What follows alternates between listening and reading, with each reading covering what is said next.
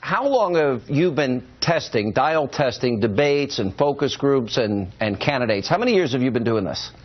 I started this in 1996, and I think we've done about 800 political dial sessions between 1996 and now.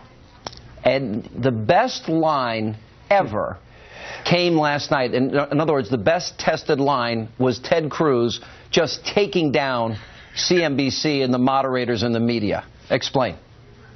Well, it's not only that it did so well. I went back and looked at the tape. Ted Cruz can name what every single person had said in the debate, what question had gone to each one of the candidates without using notes. He specified what the moderators were doing, and our group was so outraged, and they were waiting for someone to point a bright light at this.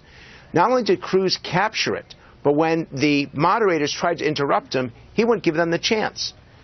Republicans and conservatives. You dialed it. Now that we're talking about it, let's roll the tape. Perfect.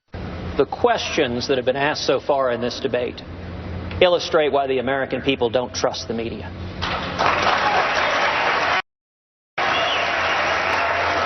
This is not a cage match.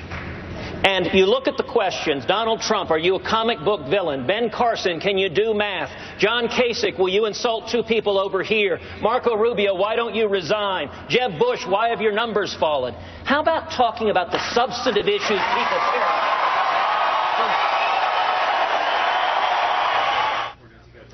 about? 98, both conservative and moderate. I've done this with you a long time. I've never seen that number.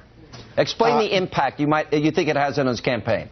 Okay, so first off, the group erupted. Now remember, they're watching television, and they erupted in cheers, which never happens in the debate.